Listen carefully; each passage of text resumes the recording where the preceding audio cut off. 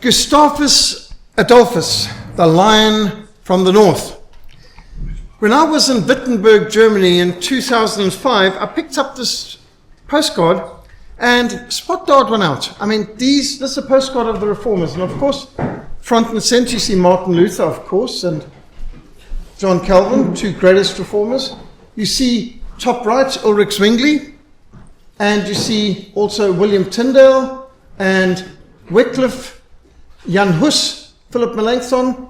Now, who is this eighth man here, the odd one out? He's the only person who's not a minister of the gospel, a theologian like these other seven. He's the only one who's not a 16th century person. He's a 17th century person. This is Gustavus Adolphus.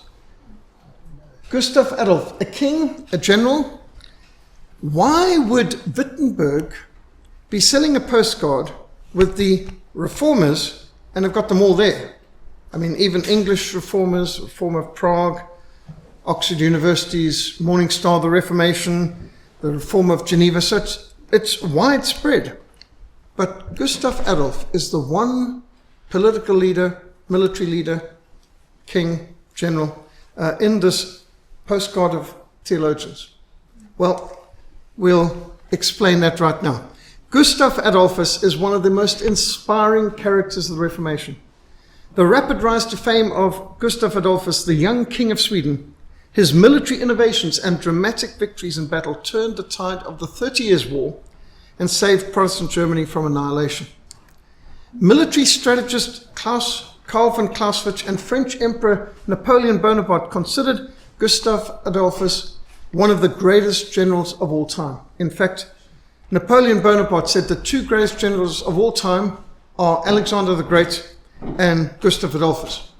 And then he added, and thirdly, also Frederick the Great of Germany. So he said, those were the three best generals of all time. So he considered Gustav Adolphus to be right up there with the top three generals of all time, who he studied.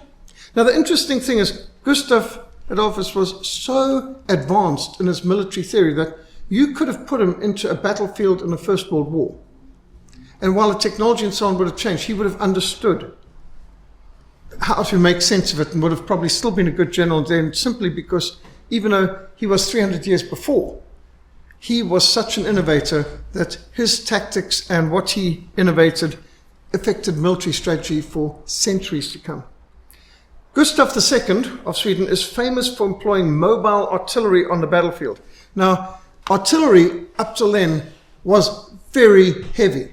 You could not pull it with just a few horses. But he innovated an artillery piece that was no more than 300 kilograms, which could be maneuvered by a horse or a couple of horses, or by 6 or 7 men could roll it into place. This is mobile artillery. Up till then, it would take vast amounts of men and horses, and to move artillery in a battlefield was almost impossible. But he employed mobile artillery. And he also developed a very aggressive tactic where attack was stressed over defense. Now, generally speaking, with the weapons of that time, the defender had the advantage. But he changed that where the attacker had the advantage with very innovative tactics. He emphasized mobility over usual linear tactics. Fire and movement drills were a vital part of his tactics. So he would have, like what we learned in the South African Army, fire and movement. Every second man drops and opens fire. The others rush through, and then they drop and open fire, and then the others move through. And so you keep moving towards the enemy. He would do that in the way of both cavalry and infantry. So he had rows of cavalry who would go forward, and the first in line would fire their wheellock, flintlock musket pistols at the enemy. They would retire. The next lot would come forward. They would fire, and then they would leapfrog one after the other in firing into the enemy to break up the enemy, either infantry or cavalry, before they used their swords in the final charge. So again, he would also teach volley fires with his musketeers, where they would fire, and then the next line would come forward and they would fire, and you just keep moving. So it was continual fire and movement while the other ranks were reloading. And they usually worked in columns of 10 or 16 rows. He shortened it to 6 because 6 was adequate that by the time the 6th row had fired, the others should have reloaded, and then they can continue a continual volley of fire. And so his musketeers were widely known for their shooting accuracy and their reloading speed 3 times faster than any contemporary rivals. Now at this stage in warfare, the average musket was 18 kilograms. He brought it down at first to 9 kilograms, and towards the end of his career, he was bringing them down to 4.5 kilograms, which is closer to what we carry around today. So that it was able to be utilized more effectively on the battlefield. He was an active participant in his battles. He chose to lead charges himself at crucial points. He was repeatedly wounded in battle, including gunshot wounds to the neck, the throat, and the abdomen. This is a leader who led from the front. Because of an early wound where a musket ball was lodged in his neck near his spine, due to the extreme pain, he chose to avoid wearing the customary 2-part armor cuirasses, and he adopted a flexible leather armor instead. Now that leather armor would not stop a bullet, but it would be helpful in sword fights, that he'd get some kind of protection from that. But this is his leather armor, so to speak, if you want to use the word armor for leather. Gustav II is attributed to a number of technical innovations, including paper bullet cartridges, light mobile artillery, lightening the muskets, and abolishing the musket rest. Now, you'll see the way that soldiers at that time tend to operate. They had their powder. Normally, you can see the powder casket attached to the side. But because in the heat of battle, you could easily overcharge, you could pour too much powder down, or maybe not enough. And so they started having these specific wooden cartridges where you would have a holder where you'd have just a measured amount of powder. So at the time you need to, you just dump the contents in. When you've got time, you could fill them all up. So you've got a measured amount. Well, he changed that to having paper cartridges that you've got just enough powder.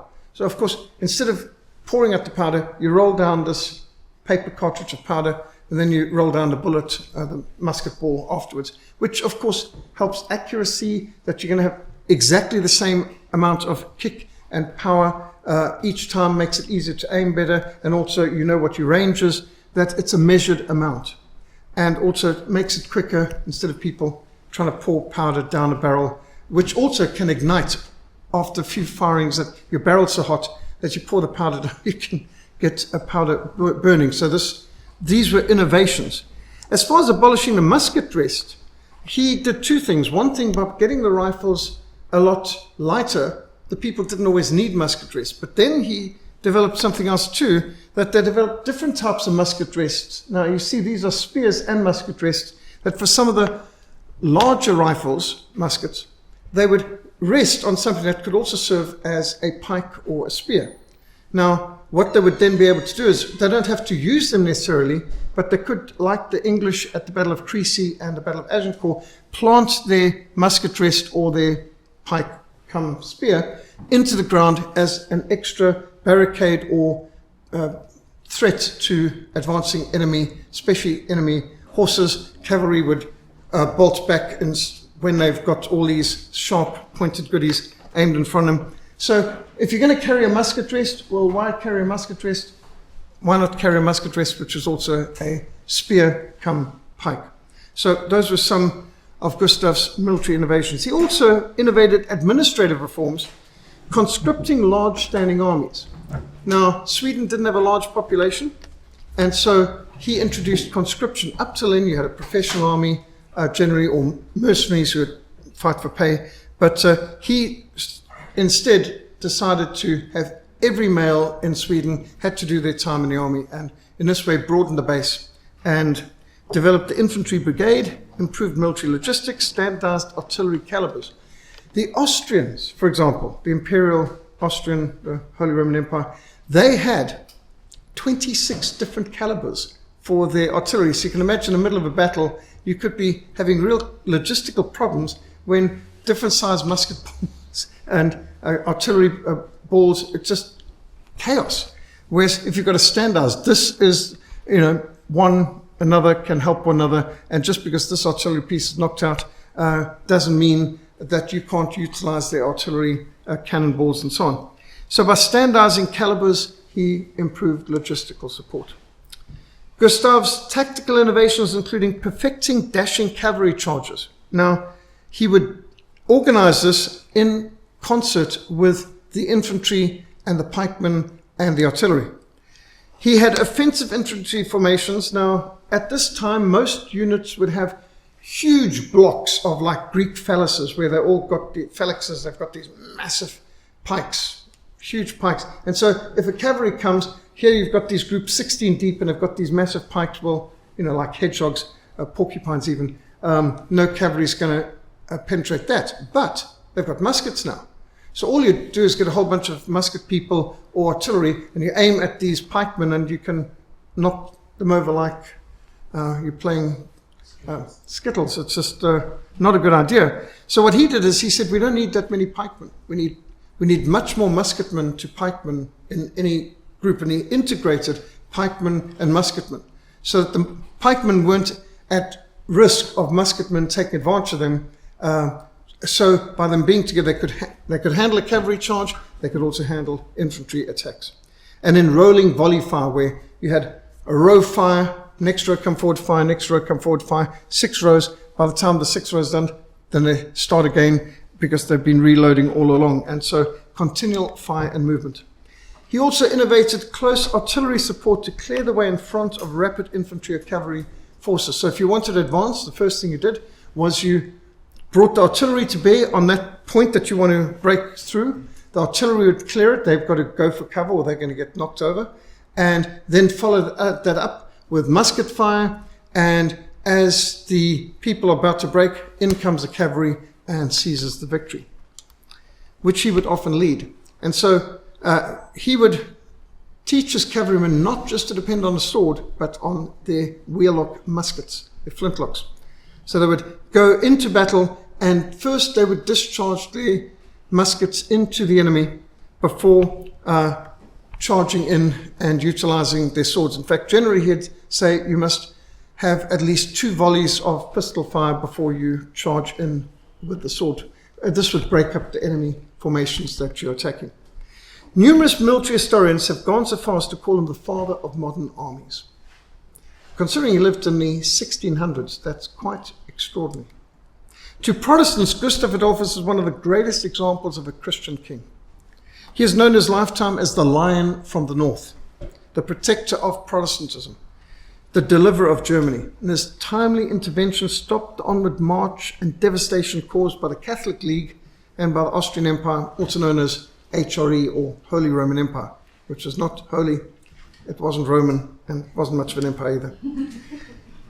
It's like Christian Science, not Christian, not science either.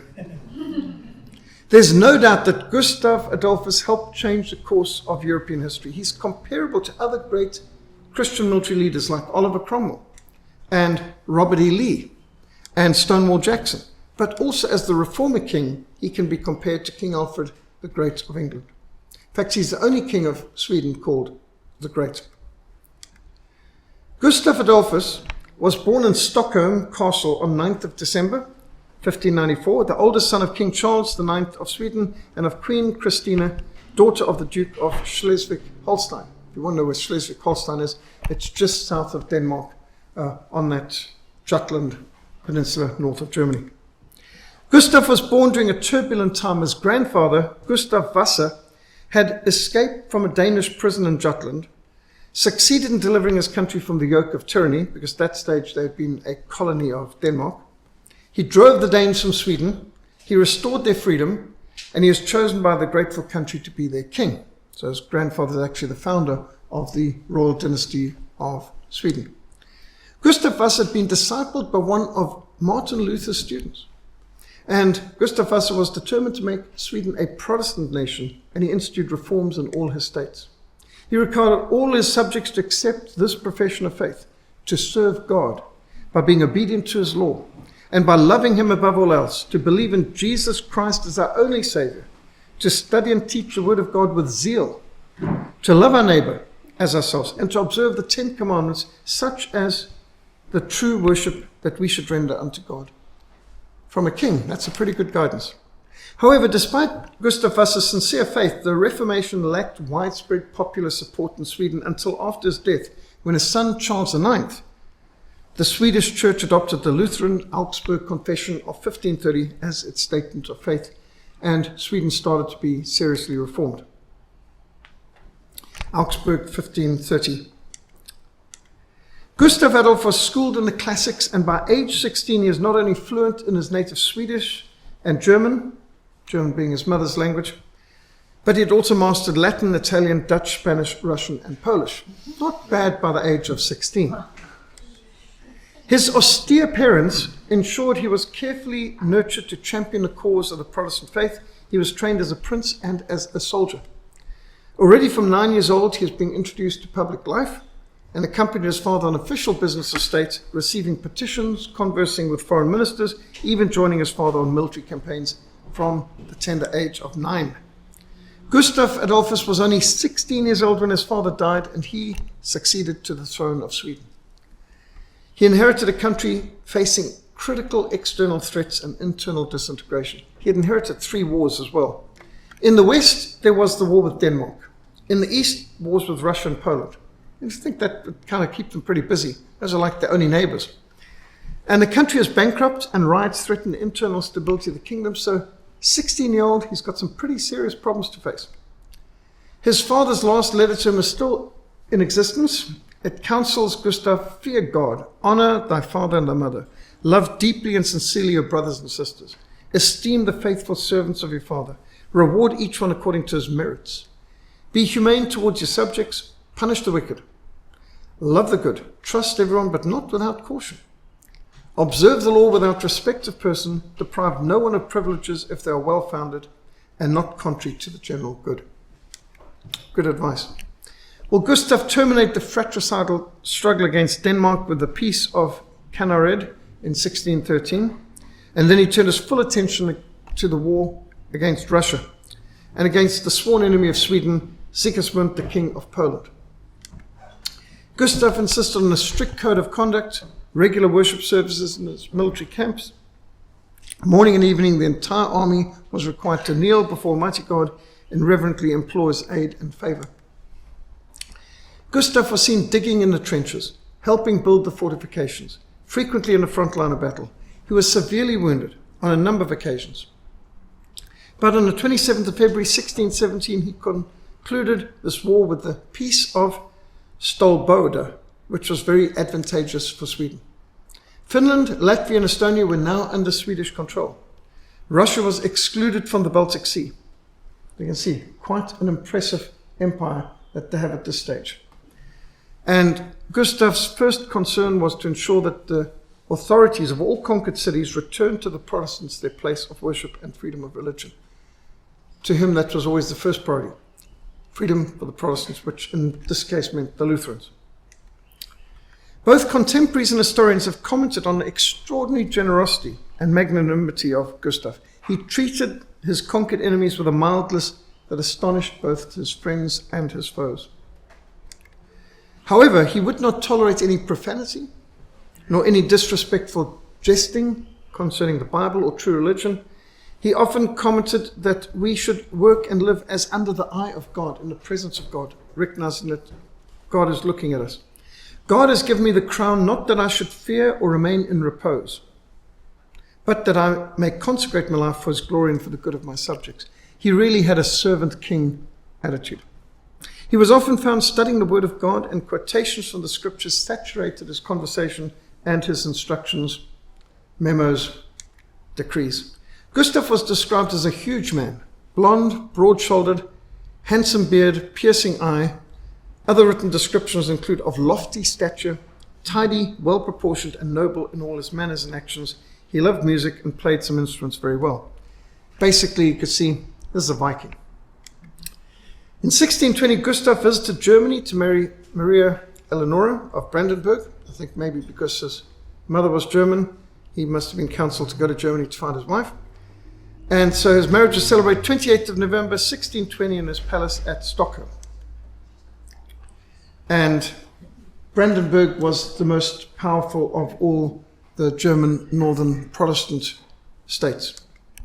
So obviously a good line. Sorry? The Brandenburg Gate, that's correct. Brandenburg is smack in the middle of, Berlin is smack in the middle of Brandenburg, correct. So 1620, Gustav visited Germany to marry her, and sadly, their happy marriage was grief-stricken by the first 2 children being born dead, stillborn. Gustav wrote, "Sorrow has come to my house. God has punished me in giving me a dead child." But he accepted this loss as a chastisement from the Lord and humbled himself under the Almighty. But when Marie and Gustav were blessed with a healthy daughter, Christina, Adolphus rejoiced greatly. During this time, what would be later known as the 30 Years' War was threatening to engulf the whole continent of Europe. The 30 Years' War was huge. It was more devastating than the First World War in terms of the percentage of people of Europe who were killed. And certainly the percentage of people killed in Germany, where most of the battlefield raged over. More people died in the 30s War than died in the Napoleonic Wars, which lasted 25 years, the French and Napoleonic Wars. And there were some places where more than half of the total population died in Germany during the 30 Years' War. 30 Years' War was absolutely ghastly. Germany was the battleground between the mainly Protestant North and the Catholic South. And here you can see the principal areas of battle. Spearheaded by the Jesuits, the Catholic Counter-Reformation was mobilizing a militant counterattack against the Protestant princes of Germany. They sought to reverse the Peace of Augsburg of 1555, which had been forced upon Emperor Charles V when he abdicated. Remember, Charles V is the same emperor Martin Luther defied with his "My conscience has kept the word of God" speech. The Counter-Reformation Catholics were led by Archduke Ferdinand, a Habsburg, meaning an Austrian king, who became Holy Roman Emperor in 1619, and his rival Duke Maximilian of Bavaria. The Lutherans were led by the Elector John George of Saxony, and the Calvinists were led by Prince Frederick of the Palatinate, Palatinate being close to the Rhine. The Protestants formed a defensive union in opposition to the Catholic League. With Spain seeking to conquer Holland, or reconquer Holland, the Dutch sought to support their fellow Protestants in Bohemia, what today we'd call the Czech Republic, who were resisting the imposition of Catholicism by Ferdinand. In fact, the Dutch basically funded the Bohemian revolt in order to take the heat off themselves in the Netherlands. The Bohemians elected Prince Frederick of the Palatinate as their king, the king of Bohemia. The Catholic Emperor Ferdinand declared it were preferable to rule over a desert than over a country of heretics.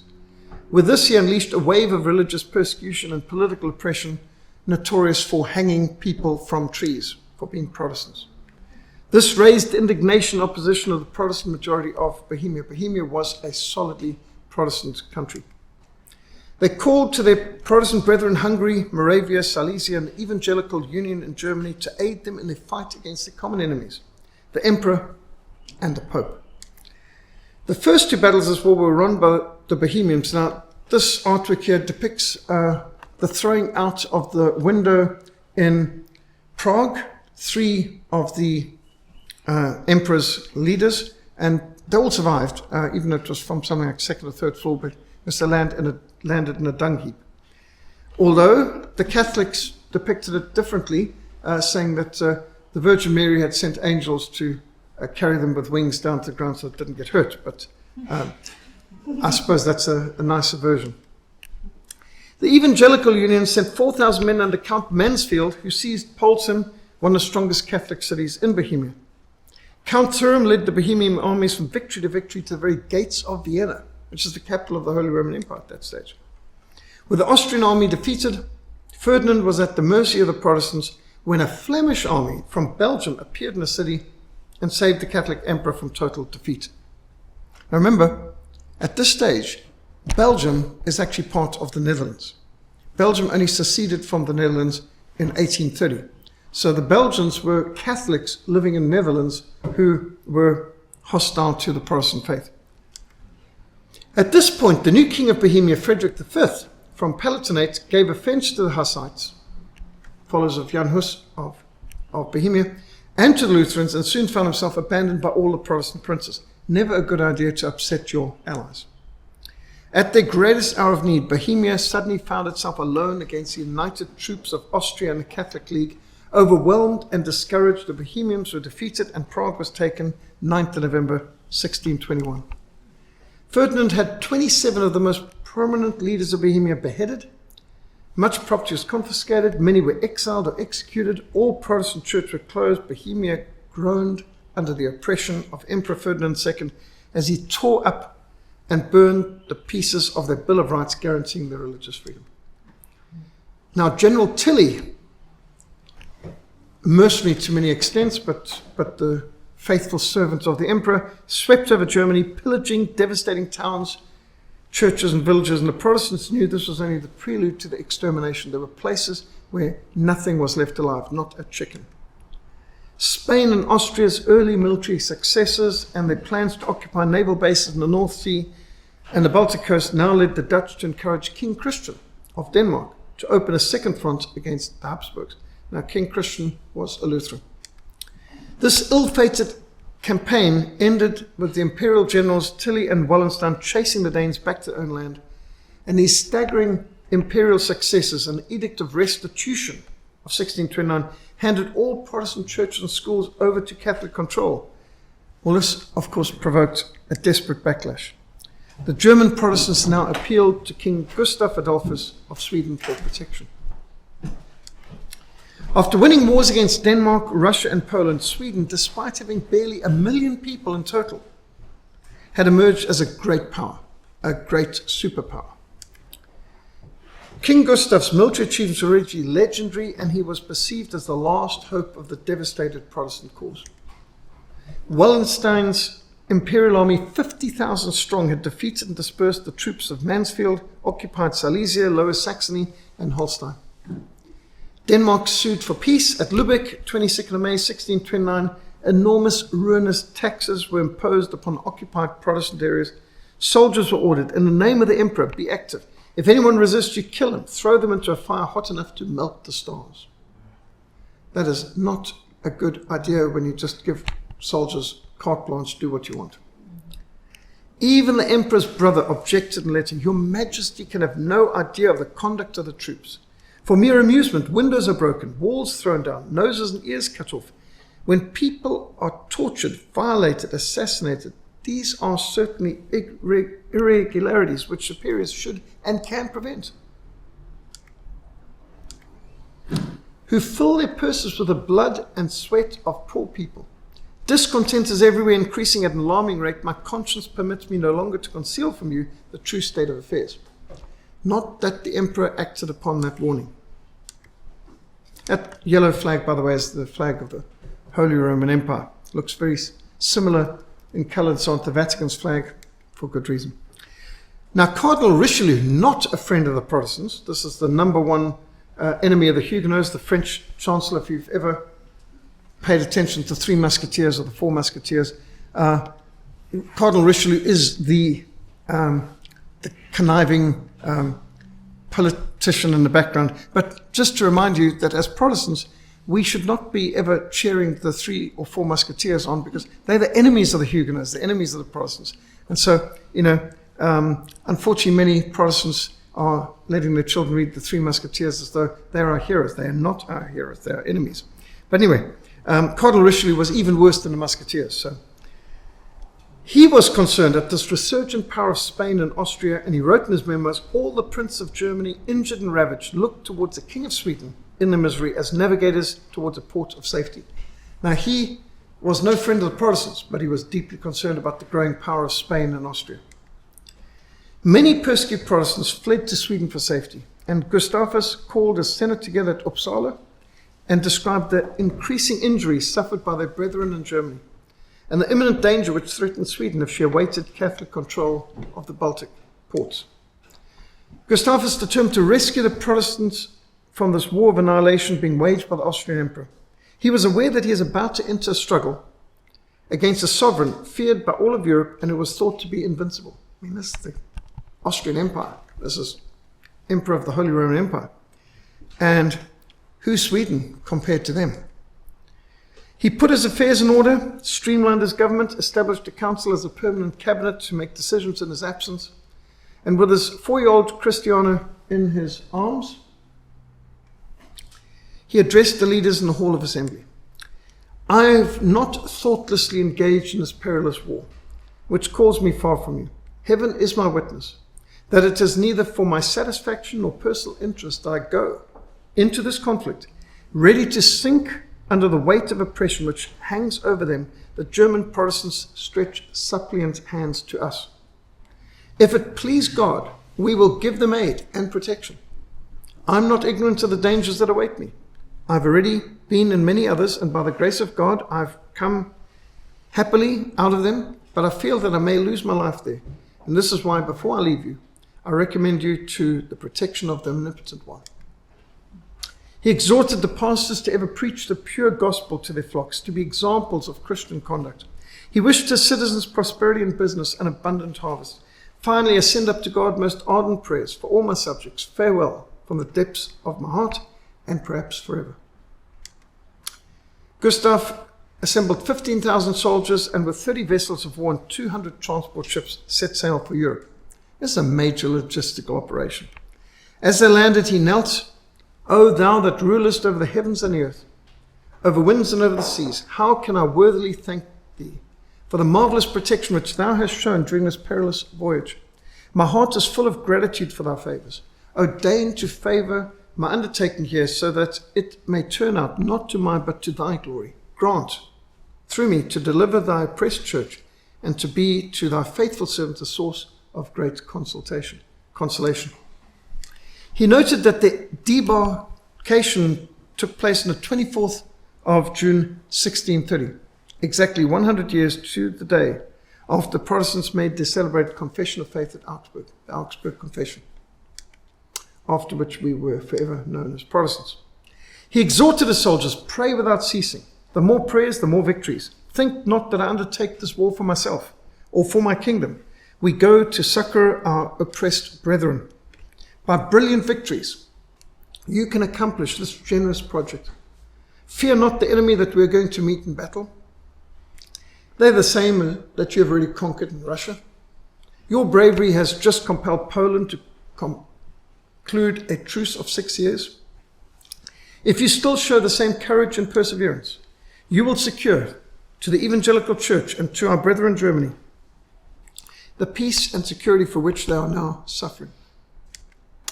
The king followed up the speech with a proclamation of the military rules and regulations. Soldiers were warned against murder or looting or attempt against life or property would be punishable by death. Their conduct was to be blameless, as they were Christian soldiers fighting in a sacred cause. First, Gustav secured his communication lines with Sweden by chasing the imperial troops off the islands in the Baltic Sea and capturing Stettin. His army disembarked at Peenemünde, 16 July 1630. Peenemünde would become very famous later in history. As multiple plots to assassinate Gustav were uncovered, his officers urged him to take precautions. Gustav retorted, I trust in God. I fear nothing. What shall man do unto me? And the Jesuits were really busy with assassination plots. While conquering Pomerania, Gustav was scouting with 70 of his cavalry and was suddenly surprised and surrounded by 500 of the enemy. The king's horse was shot out from under him. Many of his men fell all around him during the furious fighting. The Swedes were about to be completely overwhelmed when 200 Finns, alerted danger by the firing, arrived, dispersing the enemy and saved the king. Of course, the Finnish at that stage were part of the Swedish Empire. Several times during his military career, Gustav was saved from what seemed like certain death by some miracle. On one occasion, men all around him fell under a shower of cannonballs and musket shots, so that his clothes were splattered with their blood. He himself was shot in the neck, on the shoulder, and the stomach. He suffered a saber wound to the hand and numerous other injuries. As Gustav secured northern Germany, the Catholic League mustered two massive armies under General Pappenheim and General Tilly to destroy the Swedes. Gustav led his men from victory to victory, deep into central Germany, securing Brandenburg, seizing Frankfurt on the Oder after a short siege. Meanwhile, Tilly was besieging Magdeburg, one of the most important and richest Protestant centers in Germany. But while Gustav sought to hasten the aid of besieged Magdeburg, the suspicious electors of Brandenburg and Saxony refused him passage through their states.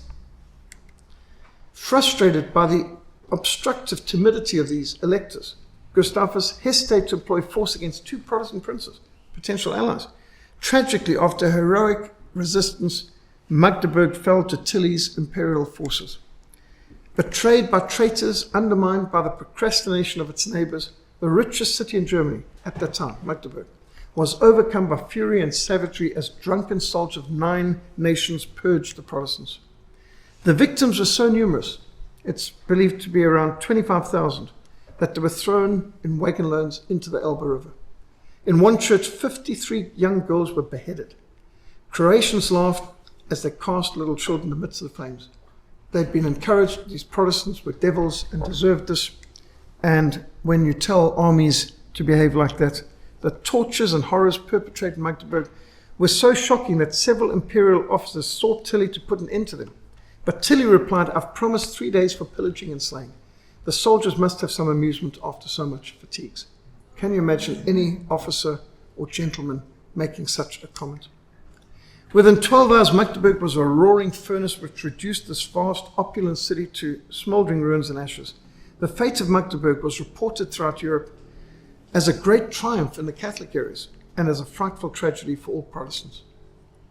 Gustav Adolphus now declared his grief and frustration over the obstructionism which had prevented him from rushing to aid of these beleaguered brethren.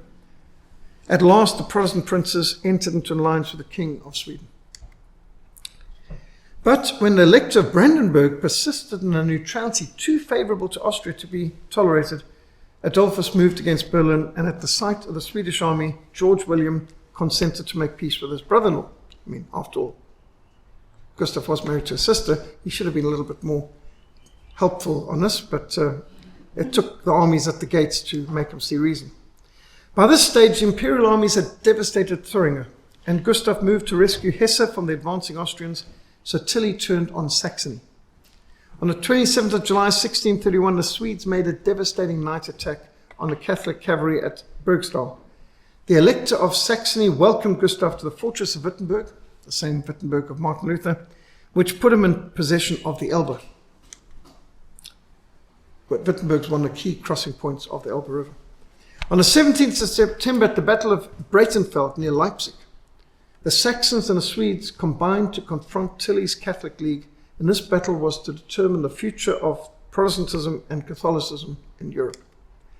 Gustav addressed his troops and reminded them that the very existence of the Reformation in Germany depended on the outcome of this battle. "We battle not for the honors of this world, but for the word and the glory of God. For the true faith which alone can save us, the faith which the Catholics have cruelly oppressed and which they would gladly blot out of existence." An artillery barrage lasted 2 hours, opened the battle. A west wind blew the smoke of the cannons and the clouds of dust from newly worked fields towards the Swedish lines. Gustav made such a rapid movement of his troops northwards, covered by the smoke, that the enemy had no time to prevent it. As Tilly's forces attacked the Swedes, they were received by the most violent fire. General Pappenheim attacked the right wing of the Swedes with his cavalry, but without any effect. 7 times the imperial cavalry charged, and 7 times the Swedes repulsed them, using their volley fire. Gustav himself commanded the right wing in person and responded to this threat. Tilly threw all his force against the left wing of the Swedes, but Gustav reinforced with 3 regiments just in time to block this move. Then King Gustav himself decided the victory by putting to flight the enemy's left wing, seizing the heights in which Tilly had placed his artillery. Soon the Catholic forces had to endure fire from their own cannon. You see, Gustav had his men trained in the use of a variety of weapons, including the enemy's weapons. Battered by cannon fire and a general advance of the Swedes, imperial forces broke and were routed. As general retreat was ordered, the imperial army disbanded and fled in disorder.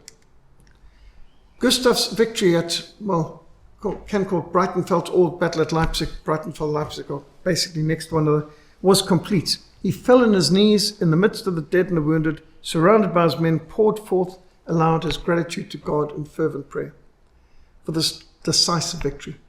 Then he rose to pass from rank to rank, thanking his brave soldiers for their sacrifices. In his dispatch to his chancellor, Gustav wrote, "Although we have to deplore the loss of so many brave men, we should, before all and above all, thank God for his divine protection. For we never were in so great a danger." The results of this victory at Breitenfeld or Leipzig were immense. The united forces of the Catholic League and the Emperor of the Holy Roman Empire had been annihilated.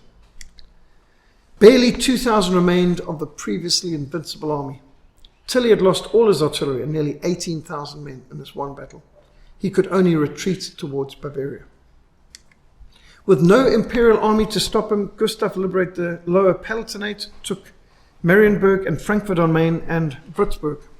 On the 10th of December, he entered Mainz. The Saxon army marched into Bohemia, liberated Prague by November 1631. The speed and extent of these Swedish victories greatly alarmed Richelieu, who had supported Sweden as a counter to the rising power of the Habsburg, but he is shocked at this dramatic reversal of fortunes. And so France would play a game. On one time they supporting the Austrians, other times they supporting the Swedes, and back and forth. Real conniving, backstabbing politician, old Cardinal Richelieu. Gustav's march to the Rhine was triumphal. After decades of suffering under imperial troops, even the Catholics were welcoming Gustav as a liberator. In Thuringia, the Duke of Saxe-Weimar became one of Gustav's most able generals. Historians have noted that the irreproachable conduct of the Swedish army inspired both admiration and confidence in an age where most soldiers were not well paid and who lived off looting from the population. The Swedish army was well disciplined, well paid, and didn't take anything without paying for it and without the permission of the people. They behaved in a way that had not been seen before. And this was an inspiration for Oliver Cromwell's later New Model Army, where he enforced the same principles, New Model Army in England, which up till then, nobody liked to see armies come into their villages, but after that they realized, but you're safe from Cromwell's Ironsides, and you're safe from King Gustav's Swedes.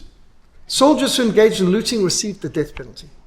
When Gustav captured Catholic strongholds such as Würzburg, he organized a government composed of an equal number of Catholics and Protestants. While he insisted on Protestants being returned their churches confiscated under the so-called Edict of Restitution, he ensured that Catholics received the same freedom of worship and security in their property. So this depiction that some people like to say that, the Protestants persecute the Catholics and the Catholics persecute the Protestants, that's not true and that's not fair and that's not honest.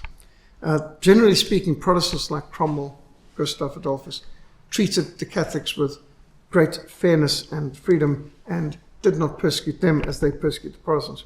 At one Catholic town where the rulers had persecuted the Protestants most cruelly, his officers urged Gustav to punish them, by which he meant execute them.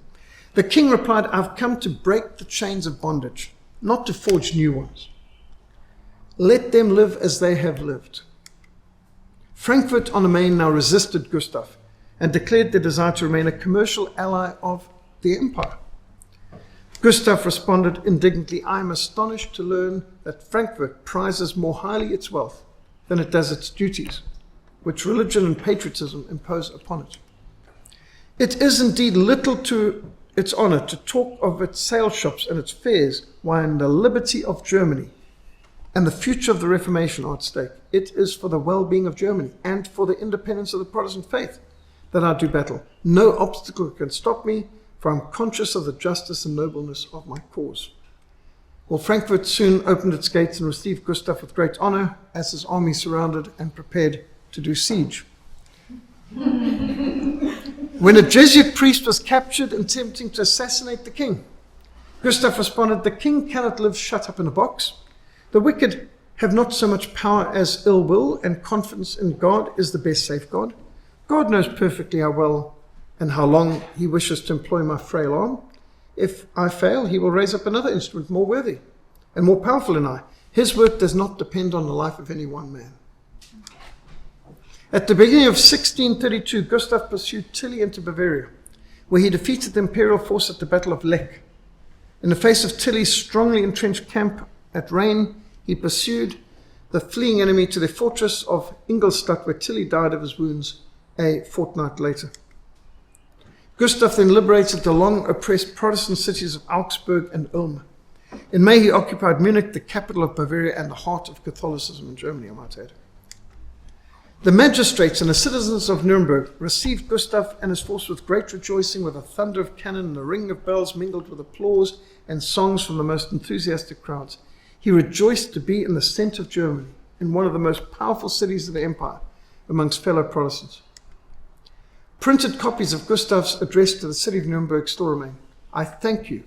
I can wish nothing better in return than perseverance in the evangelical faith. Let nothing turn you from it, neither threats nor promises, nor any of the passions to which the human nature is subject. Let not the riches of earth make you forgetful of the still more precious treasures of heaven.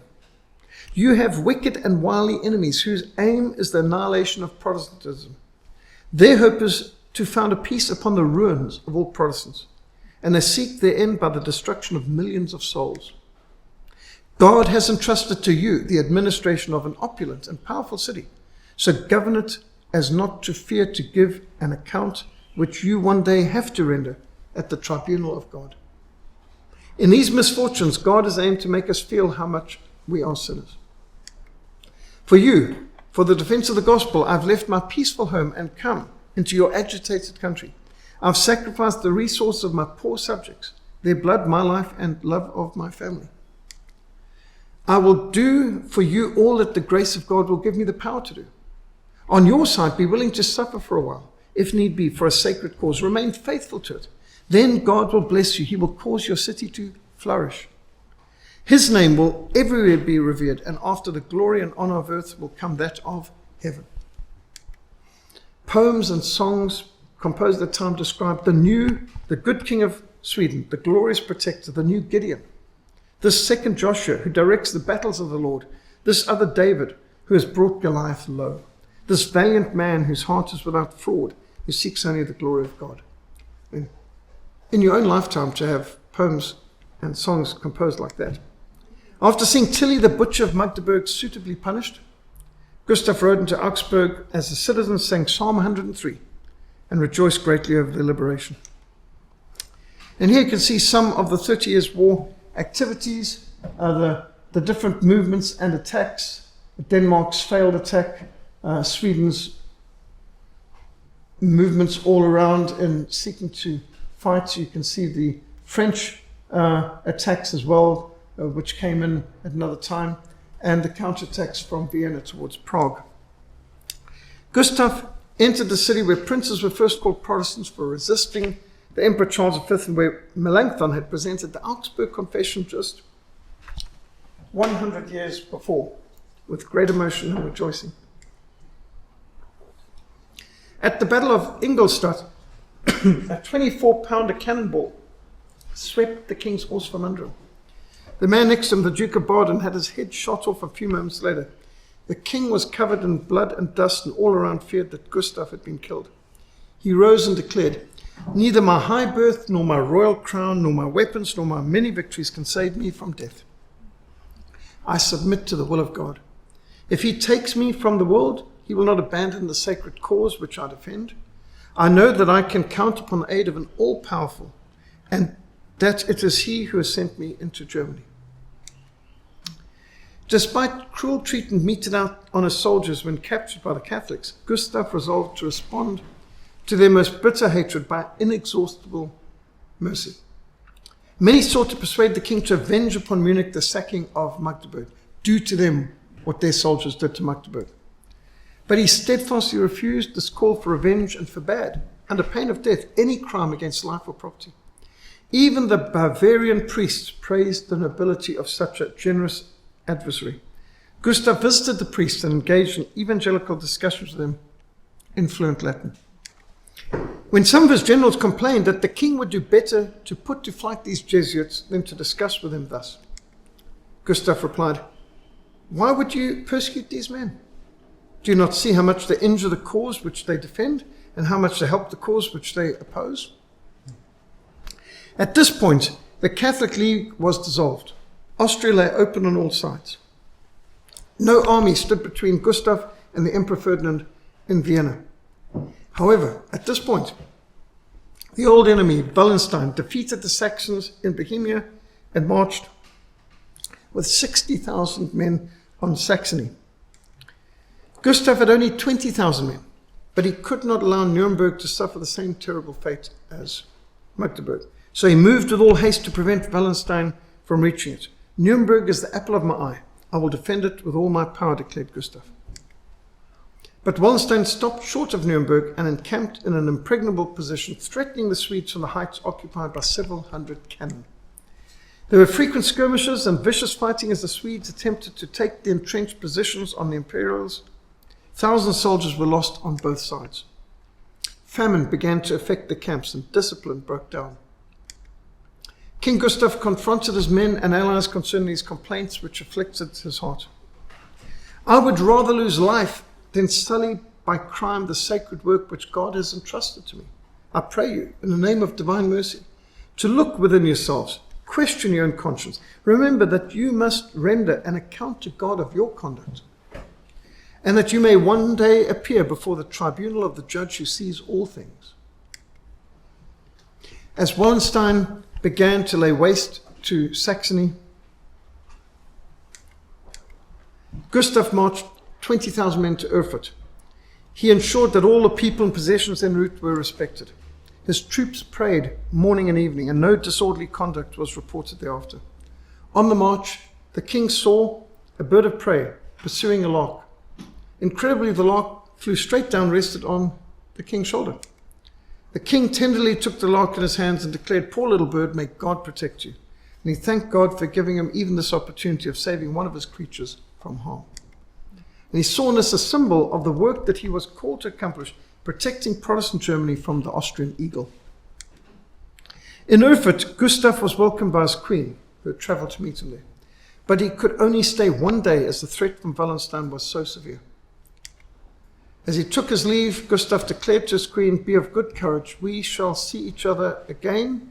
If it may not be in this life, it shall at least be sooner or later in the abode of eternal blessedness." He kissed her one last time and rode fast to rejoin his troops.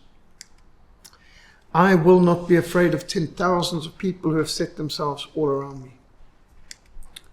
At Lutzen, on the 16th of November, 1632, Gustav summoned his chaplain and spent an hour with him in prayer before attending the regular religious services held every morning for his soldiers. He remained on his knees throughout the whole service.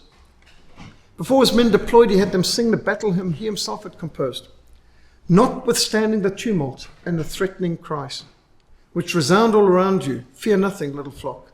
Your enemies rejoice in your destruction, but their joy will be of short duration. Let not your courage fail you. Your cause is the cause of God.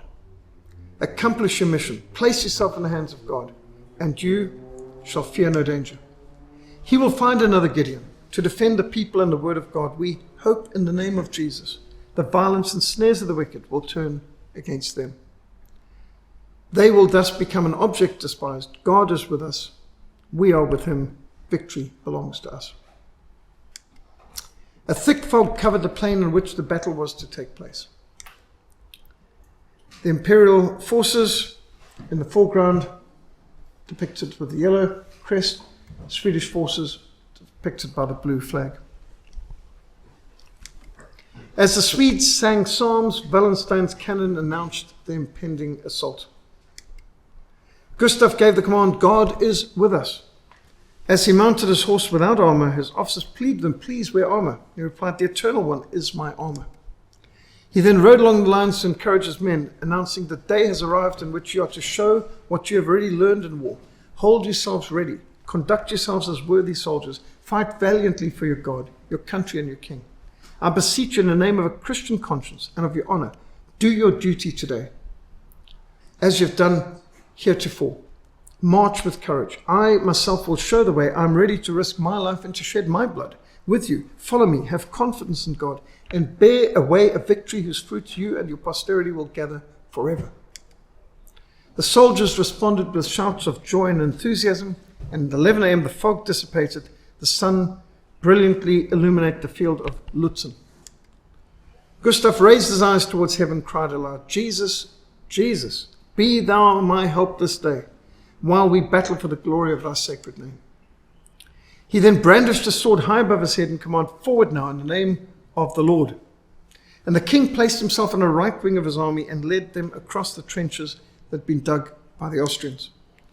When his infantry did not advance fast enough, he dismounted and charged with them to inspire them with a better example. Continually in the front line, Gustav sought to strengthen each weak point and inspired his men to throw back the enemy. At a crucial point in the battle, he became separated from his troops while leading a cavalry charge into a dense cloud of gunpowder smoke. Hit by gunfire, fell and was killed while lying severely wounded on the ground, probably trampled by other horses. As word spread throughout the Swedish army that their king was dead, they hurled themselves like furious lions upon the left wing of the enemy, and they cut the imperial forces to pieces. Duke Bernard de Weimar took control of the army and, charging the right wing, seized the artillery of the Austrians. Wallenstein was preparing to retreat when Pappenheim arrived with 8 regiments of reinforcements. Pappenheim was immediately wounded and forced to withdraw, dying the next day. All hope of bringing the imperial forces back into line dissipated. Wallenstein abandoned Saxony to the Protestants, who finally retook all the strong places that had been occupied by the Austrians. Wallenstein was later assassinated in orders of the emperor in 1634 for failing in this battle. And this gives you a bit of a look at the chaos of the 30 Years' War. And every red dot marks an imperial Catholic defeat, and every blue dot marks an imperial victory. So you get a bit of a feel for how this worked out. And you can see the grey areas went to Sweden. These greyish areas up here, Bremen and Pomerania. The beige areas went to France. You can see like Metz, that went to France.